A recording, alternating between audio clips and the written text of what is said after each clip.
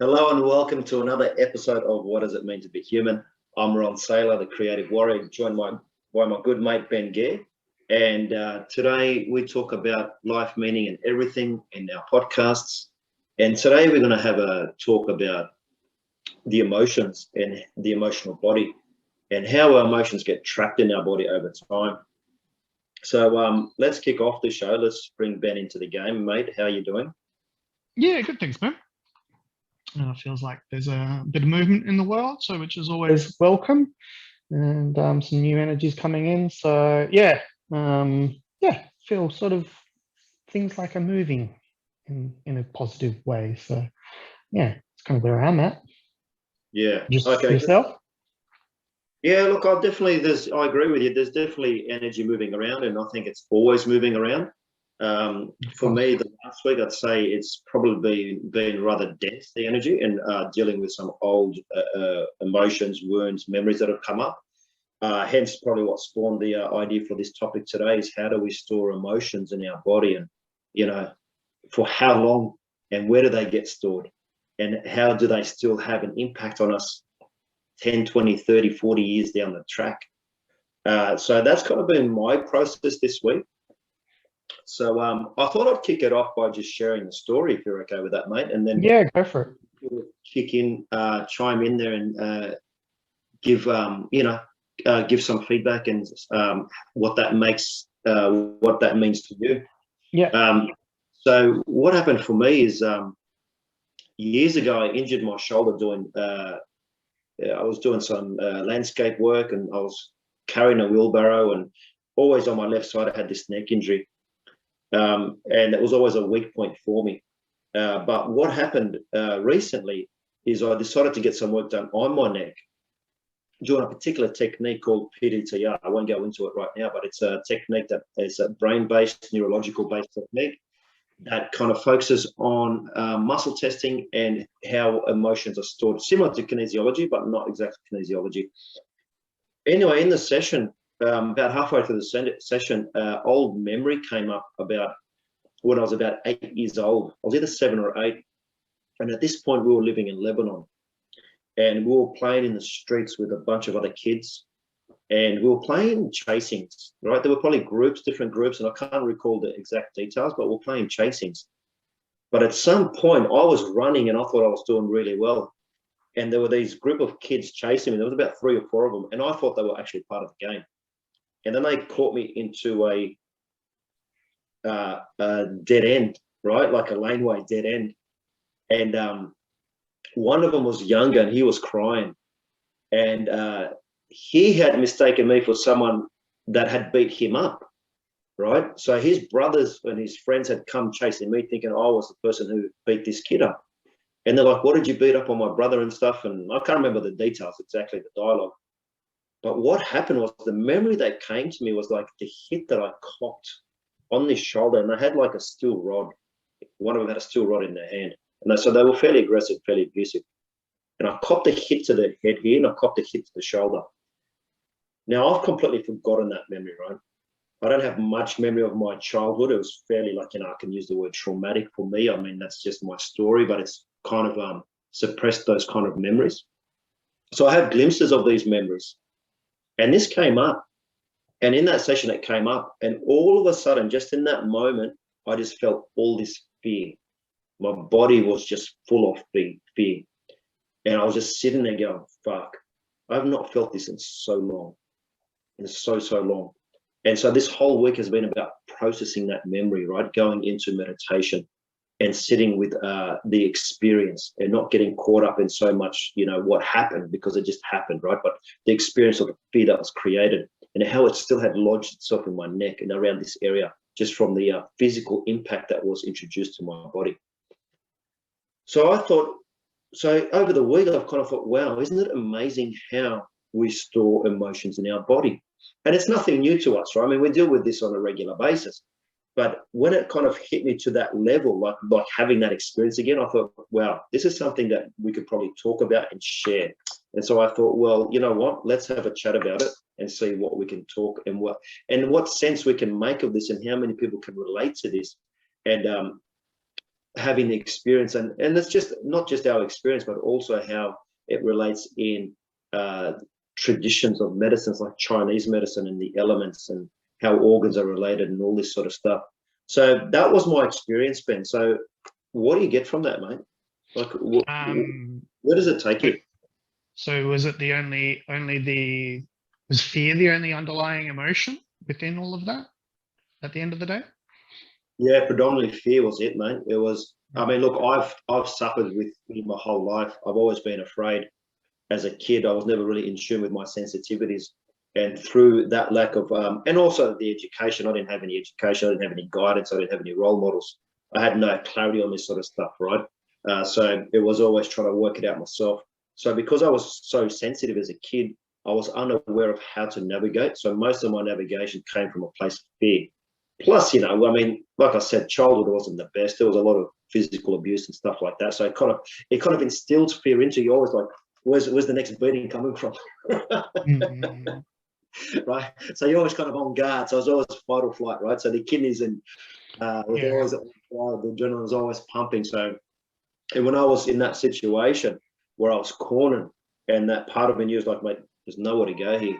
And Survival. it was survival. And the interesting thing was, it was before survival was all about joy. It was like, hey, these guys are playing. We're, we're playing together. Then it was almost like, no, we're not. We're coming to get you, right? And it was just that click. So I went from in the heart to being like this in fear. And then the abuse came. So that's the main thing is fear. Now, before you go on, I'm just going to have to say my cat's in the room, so I'm going to have to let him out. Okay, otherwise he's going to meow. So I'm just going to let him out and then we'll continue. Yeah, all good, mate. Yeah. Shall I share a little memory of something there? Are you done with your bit? Yeah, mate, go for it. Yeah, I don't think you were there because I think it was my breathwork training. And another one of the students that was practitioner training at the same time as I was.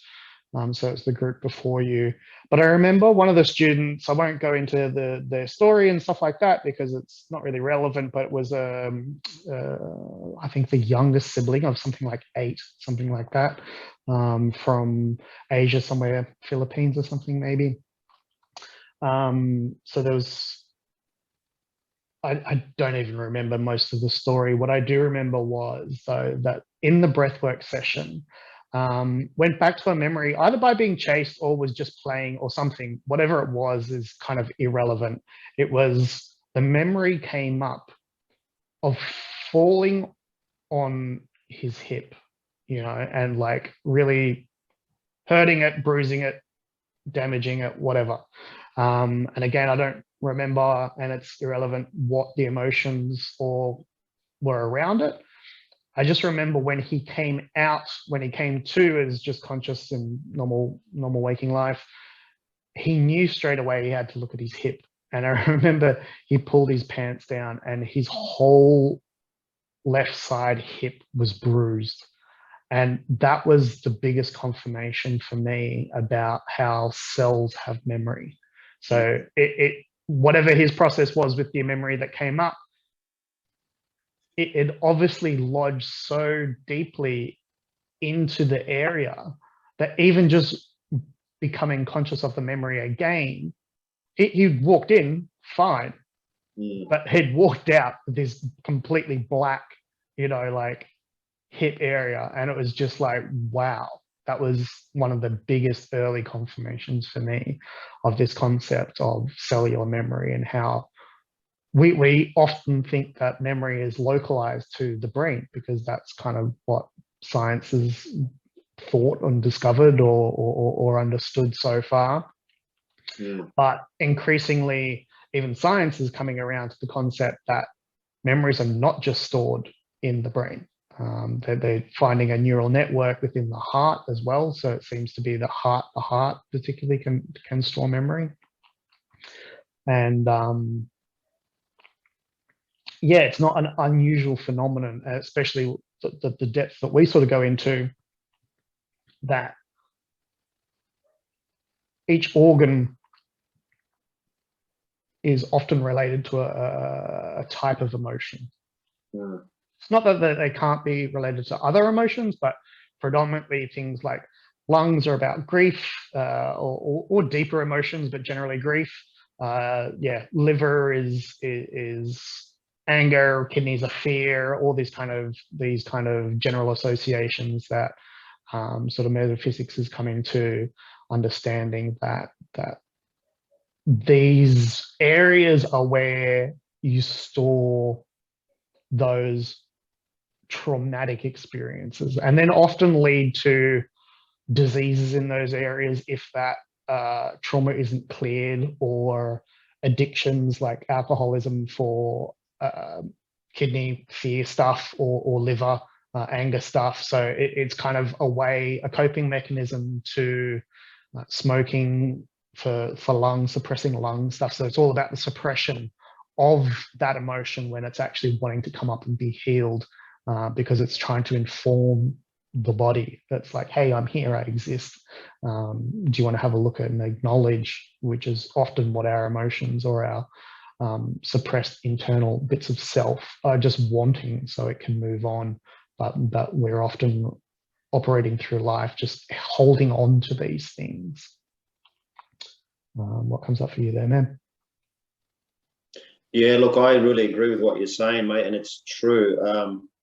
Like I think for a long time, cellular body, I think we've come to an agreement, most people, that there is memory besides the brain, right? And that the body stores on a cellular level in all tissues, cells, muscle, tendons, ligaments, organs, soft tissue, whatever it may be, the body stores and retains memory.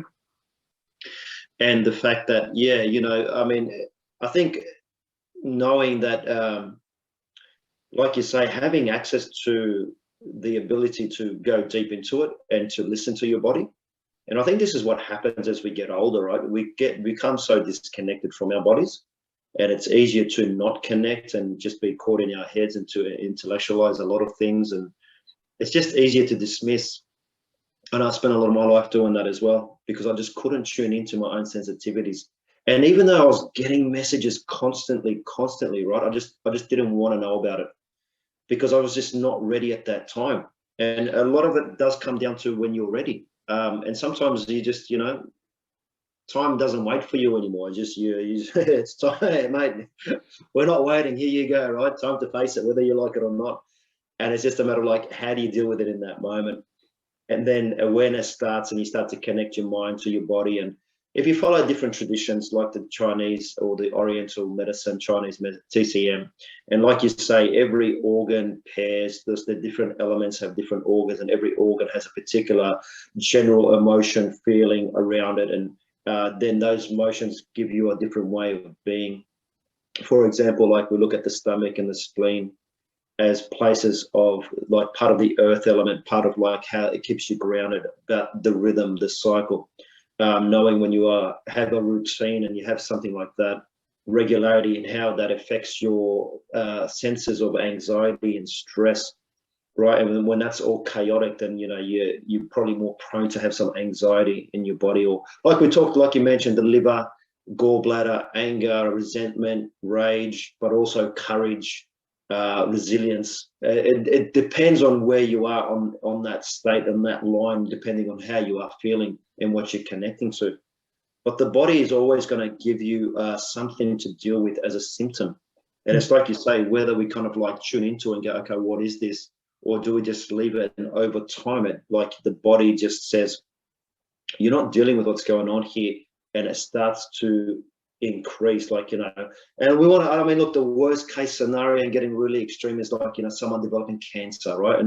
Or someone developing heart disease, or someone developing ulcers, or someone developing joint problems, hip replacements, lower back surgeries, all this sort of stuff, irritable bowel syndrome, all these kind of symptoms that we've developed in this modern world, where, we put it down to, wear and tear or age, or, the environment around us. And a lot of the time it's the environment within us that creates this breeding ground for all these symptoms and all this dis-ease that comes up into our bodies. So and I was just going to say, and that's even down to like the flu or something like that, because it's often like you hear the thing, it's like, take the time to rest. Otherwise, you don't want to get to a chronic condition where you're forced to rest. It's like if you're overdoing when not eating properly, overdoing it, not looking after yourself, not present to what's really going on underneath. You're going to get to a place, and any chronic condition is just that cry for the body's cry for help of, hey, I'm here. And then you're bedridden or something like that, where you're forced to sit with what is actually underneath all of that. So yeah, it can go from anything from a minor to a major sort of illness on that sort of level. Yeah, look, you know what? Just while you were sharing that, something just came to mind. And like years ago, I had this client, and she was having lower back problems, right? Always on the right side of the lower back, around that hip area. And she came to see me for, first it was body work, and we're doing some massaging. And I think we did about maybe 4 or 5 sessions, and it was like very minimal. And throughout the sessions, I would get her to focus on her breath. And she was having some personal issues at home. And as we kind of did the session, she started to open up. She felt more comfortable. She felt safe. She felt in a place where that she could share a little bit more. So I suggested to her in our next session, what we do is we do more of a guided visualization, where I do some body work and talk her through to get her connected to her body.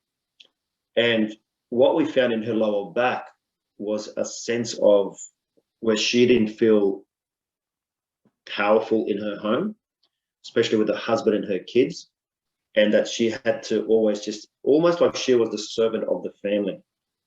But this also traced the generations with her mum and her grandmother, right? And when I got her to actually just focus on that and just focus on her breath and just to go into the feeling, and it's like, what was the feeling and what was the emotion and how far did it run through the body? And we could trace it, kind of like around that area where it was really painful. After that session, she came back the following week and she said to me, Ron, my back has not been sore since that last session, but what has happened, it's brought up a lot of emotions for me. And in my family, we don't talk about emotions. And I said, well, that's a good thing, isn't it? And she goes, well, no, because in my family, we don't talk about it, and I don't know how to deal with it. And I don't know if I can come back and see you. Just to show you the extent of how people respond. Mm-hmm. And it was almost like, even though she had this almost miracle event where her back just ceased to stop, like there's no pain. And this hadn't happened in 5 sessions, and she'd had this pain for years. The effect that the power of those emotions that came up, that brought up old memories, and it was generational stuff, it was too much for her. And that was a learning for me, because clearly in her journey, she was at a point where it was all physical. And to take her down that road of the emotional, the etherical, it was a bit too soon for her. So I realized, for me, the lesson was, not everyone's ready for this sort of stuff, and you got to just work at their level. And that's what I learned. I kind of learned that lesson then. It's like, work at people's level, give them information, but let them say, I want to do this. Let them come to you wanting to do this. And for her, it was just a point where, for her, she wasn't able to tap into those emotions because she wasn't ready at that point. And probably about 3 weeks later, she reached out to me again and said, look, can I come in for another session? Or can we just focus on working on my, like a massage and just working on my muscles? I don't really want to do any of the emotional work. And I was like, yeah, that's fine. Whatever you want to do, wherever you're at, that's what we'll do. And I think the point of the story is that when you tune into a physical discomfort, and let's just say a muscle ache as an example, has like what I had with my neck, brings up a fear or brings up an emotion, and we are ready to step into our power to tune into that and say, okay, what does it mean? What's the experience? How can I heal this to move forward? That's the next step in self-empowerment, and just like improving yourself, improving your life. And there's nothing right or wrong about that, as there's nothing right or wrong about whether you're not ready for that, because you may just be ready at a surface level to absorb it intellectually and just go, okay, you know what, maybe just some information, just read a book, whatever, then I'm ready to go into it physically. So we're all kind of at different stages. I think it's just important to notice as a practitioner. I mean, I'm kind of sharing from a practitioner's point of view now, what I learned as a practitioner and as a person. Have you ever had that experience yourself, Ben? Sorry, I was thinking about another thing. Can you ask me the specific question again? I just was asking if you had that experience, but I'd rather hear what you were thinking about. Yeah, it was just more coming from the point of view of, we've talked about it a few times. You can kind of attack these emotions or these suppressed memories, idea, trauma, which again, trauma can be as big or as little to your experience. We're not talking about sort of serious abuse. It can be minor, but to your memory and stuff like that can be quite significant. It can be attacked in either kind of two ways. You can either do it through the emotions first and the body will let go, or do it through the body to let go to get to the emotions. So there's always these, because they're both poles of the same coin, because they're still the same, still getting to the root cause of the same issue. It's just that the two different ways of looking at it. So either are just as valid, and both have their place. I know I've certainly got sort of a back injury that I've attacked in so many different ways and still have it to some extent. So who knows what that's really about. Maybe it's just my lesson to be with in this lifetime sometimes, I think. But it's both. It's often working from a purely emotional level can start to unravel it, or working from the physical that'll unlock the emotional as an access point.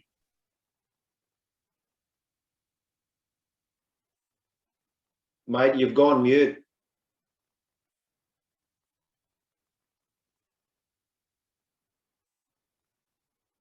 Technical issues. We'll be right back. There you are. You're back.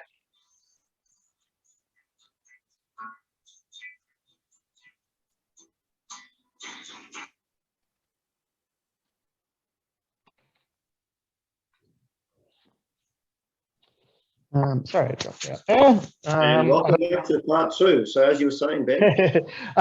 Where did I get up to? Mate, to be honest, I can't remember.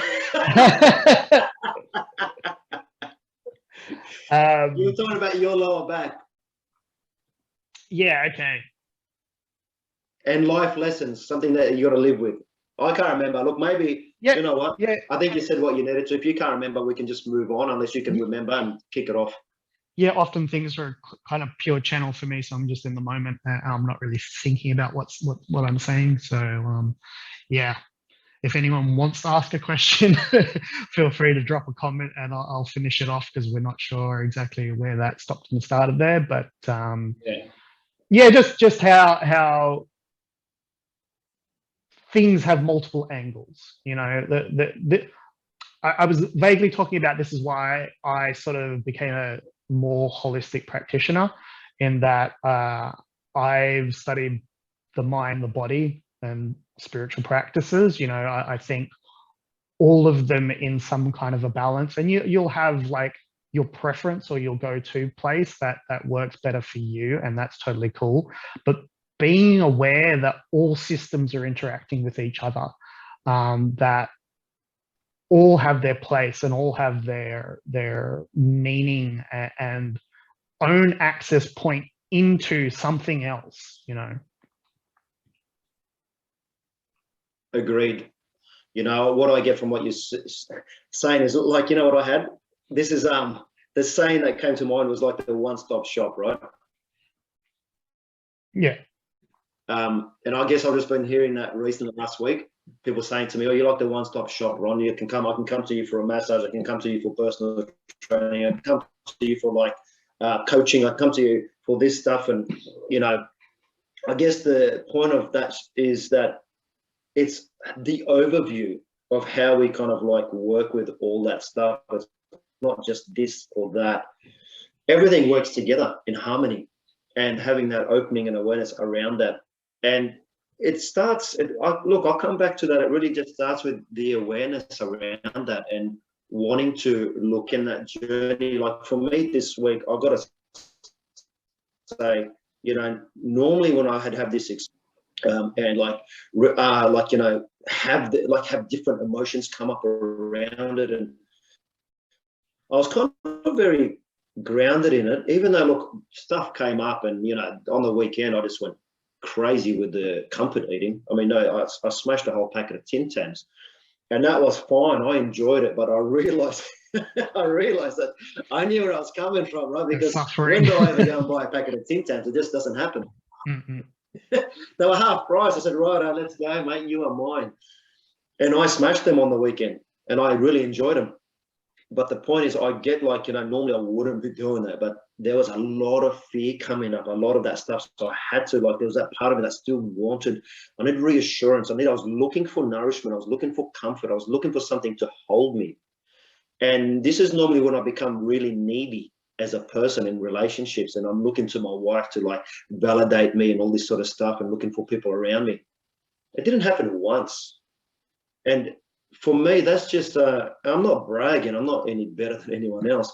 It's just it just showed me how far over all these years, all the work that I've done, that, I've kind of reached a point where, I still comfort eat. I mean, that's, I have no shame in saying that. I still do that. It's about the only vice I have these days. But the fact that I wasn't seeking validation, or I didn't ring up mum asking her if she still loved me. I didn't ask my wife, can you hold me, or can you, this sort of stuff, trying to get support from outside. I was able just to sit with it myself. And for me, that's a big thing. That's a huge thing for me. And, I guess what I'm saying is that I noticed, actually, I'm probably noticing it right now, that I didn't actually notice that I wasn't doing that until I've just mentioned it. So I'm kind of caught in that moment now going, wow, that was huge. And, probably for some people, they already do that. They're already tuned in. For me, it's taken me a long time to get to that point. And I guess everyone just works at their own level, their own pace, their own speed. And the point is, don't be too hard on yourself. Give yourself some space, and that's one thing I've done. I've given myself some space. If I've had to finish early this week, I've finished early, right? Because maybe my energy hasn't been where it normally is, and I need that time to myself. If I felt like hot chips, I went and got hot chips.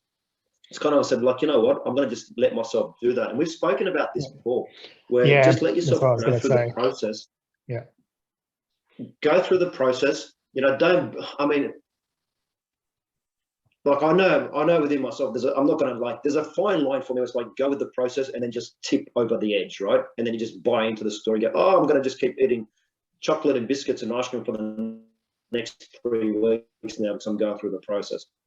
That's not what I'm essentially talking about. There's a fine line for me anyway. In my life, that's how I like to do it. But I'm just allowing the process to happen. And that's really important.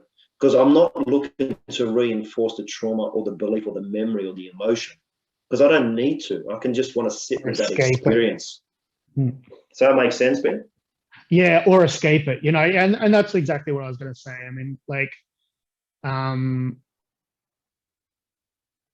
things done consciously make a huge difference to the impact that they have, even if they're a bad influence or something like that, like the kind of food you're eating or whatever. It's the fact that you're acknowledging that I know this is not the best for me, but it's okay. It's a very short stint, and it's okay to allow the experience to be whatever it needs to be. It's everyone has addiction. So anyone that says they don't is lying to themselves. I'll be pretty straight about that. So, and again, addiction can look like just rigidity in thinking. So it could be that you're the most strict vegan to yoga, hardcore yoga addict type thing. And while they can be good for your body, they can also be a massive distraction. So yeah, I'm not big on the kind of idea that you don't have something, because we all do. It's part of the human experience, and it's okay.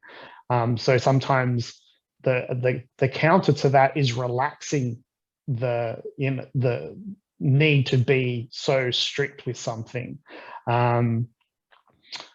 even if it's a healthy thing for you. You know, it's just like taking a break and just being human, because that's what we are. You know, it's not about beating yourself up, which again is more the problem than the problem itself. You know, it's like, oh God, I did this and I fell off the wagon of doing whatever it is, you know, and it's just like, I'm so bad. I'm such a fuck up. I always do this, you know. It's about being conscious in the moment of like, yeah, okay, you know. And again, this is not like weeks of wallowing in it and going, oh, poor me. It's like, all right, look, this weekend I'm just going to take a break, you know, and self-soothe and feel the not true comfort in the comfort of the thing, and that's okay. Yeah, 100%, mate. And you know, it's interesting. While you were sharing that story about different addictions and how it comes up, I had another memory. Like, you know, obviously clients. I'm not going to tell who they are, but this is more than one person, and this is kind of like a recurring theme I find.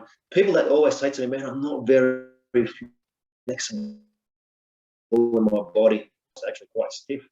And these are the same people that are very rigid in their life, as you were saying, right? And normally I ask them this question, a bit cheeky, you know, to say, how flexible are you in your day-to-day life?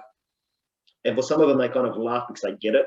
And for others, they don't. They go, what do you mean? Mm-hmm. And it's just where it's at, right? But it's kind of funny how I always find language can almost mirror where we're at in our bodies, right? For example, you know, someone who says to me, like, you know, that guy or that girl, that person, mate, they're a pain in my neck. I can't tell you. And this person has pain in their neck. Like, they'll come in on a regular basis because the neck goes out, or they're a pain in my back. You know, these kind of the language that we develop around this kind of like the energy around the emotions, or the energy around the unsaid, or what we don't deal with, and how we process, and how it kind of gets stuck in certain areas. Do you find that, Ben?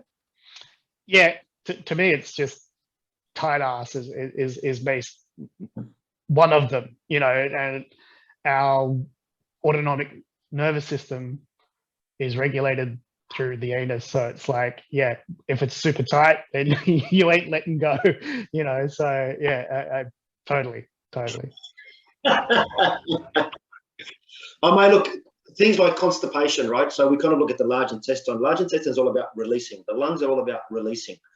So when symptoms come up, people are constipated, or they hold on to things, right? Or they hold on to their luggage and not able to release things. Or people that have diarrhea, they just don't know how to hold on. They have no boundaries. I mean, we can go deeper into this sort of stuff. I mean, we're kind of being fairly general about how this all works, right? But the body has this innate ability to regulate the information that you're giving it, or that it's receiving, whether it's internal or external. And that's like skin conditions, right? If the lungs aren't releasing through the pores, you know, people have either skin or skin disease, right? I mean, liver problems, you know, have eyes or joints, stuff like that. I mean, it's all kind of interconnected on such a deep level that it goes beyond even what we're saying. And we could even go way, way deeper, but this is kind of just like a general information about how emotions cellular in the body work without us even knowing. We're just walking day by day and this stuff's just happening. We're just constantly being bombarded. And a lot of the time we're not even aware of this bombardment. Yeah, and it goes back to the point of don't be hard on yourself, because we have no clue in reality what is going on a deeper level, or when we're in sync with something or not in sync with something. So yeah, it's okay to just be human sometimes and not have it all together, because it's a subtle, complex system we're running here. And you know, it's okay to not be on top of it every minute of every day, because it's difficult at best. Yeah. So, you know, what comes to me now is like, what are some things that we can do? Like, what are some tools? What are some things that people can do if they're curious? Any of you watching, listening right now? What I like to do is, you know, there's a few different things. I normally go to my breath. I find that's the most powerful thing. And I'm not talking about anything kind of too intense. I just like to sit quietly and just tune into my breath. And when I tune into my breath, I tune into my body. I look at where am I breathing, how am I breathing, and I tune into the sensations into my body. And I just ask questions. What's it like? What's it there? And I just sit. And how I like to, simple example is what I like to do is see myself watching a parade go by. I'm not attached to what's happening in the parade. I'm not caught up in what's happening. I'm just sitting there observing as an objective individual. And that's how I tune into my body when things are coming up. That's one thing I do. That's one thing people can do. Some people like to journal. I find journaling is a great way as well. Get it out of your head, right? Why do you want to keep churning in your head? Especially if you're someone who doesn't sleep very well and you're always churning through your head, you know, it may be an idea just to get it all down before you go to bed, or just write whatever's in your mind, get it out of your mind onto some paper and just get it out of your system. For some people, it can be just exercise.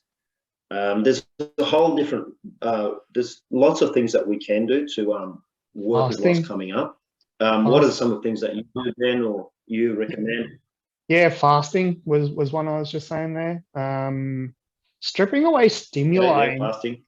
Stripping away stimuli in general, I think, like, abstinence of anything starts to create space for something different, you know. So whether that's being a hermit and not going out, or fasting, or stripping away, like not watching TV, not doing these kinds of things, starts to give the mind space, you know, and in that space, it allows other things to come up, you know. It allows for what's hidden or suppressed, you know. So yeah, any of these kind of disciplined actions, routine, things like that, they can be so simple, but yet have such a profound impact of how you start to operate. And yeah, that's why we start to employ all these methods. And that's why, again, you have to watch the fine line between rigidity, being so strict about something that has to be this all the time, but this specific time and whenever, you're not listening to your body at that point, you know. So it's about, oh, okay, I've done too much of X, maybe I need, you know. And so it's always that balance again, that the counter of whatever the thing is the remedy for the thing. So abstinence from even sex and things like that will bring up whatever that action is covering up, you know. So yeah, it's a profound healing in itself to have that kind of discipline as the counter to the relax and don't be so rigid, you know. So both have their place, but both need to be in balance, you know. Yeah, I kind of something happened to my phone and I missed what you said. But did you say anything about sitting in silence and just being still? Did you? I didn't specifically, but it was kind of in there. It definitely was in my mind. Whether it actually came out, yeah, because I find that's a huge one. I did hear you say fasting, and then something happened to my phone, and I totally agree.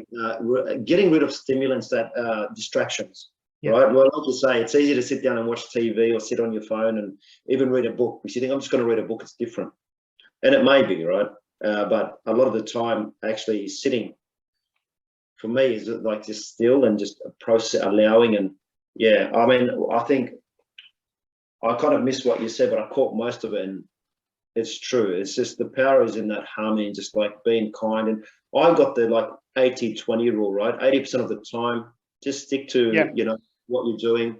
20% of the time, give yourself a bit of slack.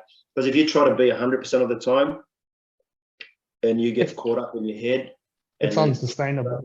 It has to be this way, and then you don't meet your own expectation. You're never going to meet your own expectations on that level. Just consider that it's too much energy. It's too much burnout. So just be open to the possibility that things are gonna just not go the way you want them to. And I find more times than not, when I open up to that possibility, that, you know what, I'm probably gonna fuck up at some point. it's not a complete shock when it happens, because then I'm like open to like, this may happen. Mm. And that's, to me, that comes down to being vulnerable. Really like just allowing yourself to just step into some vulnerability and just go, you know what could happen if I was vulnerable? And in that place, like I guess what you were saying, but in that place is an opportunity for healing and something just to come up. And you don't know what doors could open up. But if you always try to bang doors down or try to push through and push through and push through, you're just going to burn out and something, I don't know, you're either going to get sick or something's going to happen, or, at some point your body's going to produce a symptom, whatever it may be. Okay. Or somebody's going to produce a symptom in your life, whatever it may be. So be kind to yourself, and just be kind. When you're kind to yourself, you're naturally going to be kind to others. It's just how it works. So if you're rigid with yourself and you're not flexible with yourself, you're naturally going to project that to others. So, and whatever it may be, that's just one example, but just give yourself some space and some love and connect to your heart and your mind and your purpose, and do what you love, and just every day wake up and be grateful. And if you don't like doing that sort of stuff, find something that gives you purpose, Yeah, 100%. Look, this is a whole, I think we've barely scratched the surface, and there's more episodes we could do just on this subject alone. So I feel like that's a good starting place for us to open up, what does integration look like, and what do emotions look like, and how you can approach them from multiple angles, not just the mind, and not just on that level of consciousness that's regressing into the emotion itself. It can be done through the body and all kinds of other ways. So I think that's a good place to kind of start to wrap it up, mate. Any final thoughts there? No, I think what you said covers it all. Totally agree.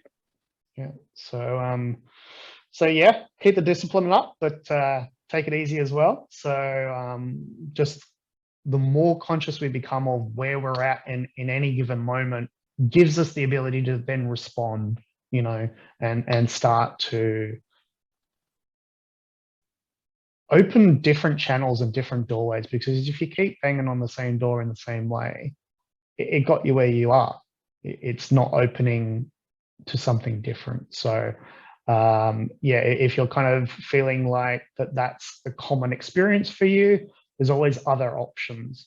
And both Ron and I do this with clients generally for a living. So we have our own ways of having access points into those experiences. And so if that speaks to you, feel free to reach out and ask us anything, or book a session, whatever that looks like for you, and start to unpack those things that are holding you back. That's it for me, mate. Sounds good, mate. Take care, everyone. Nice to chat as usual, and we'll see you guys next week. And leave a comment below if you need. Take care. See yous.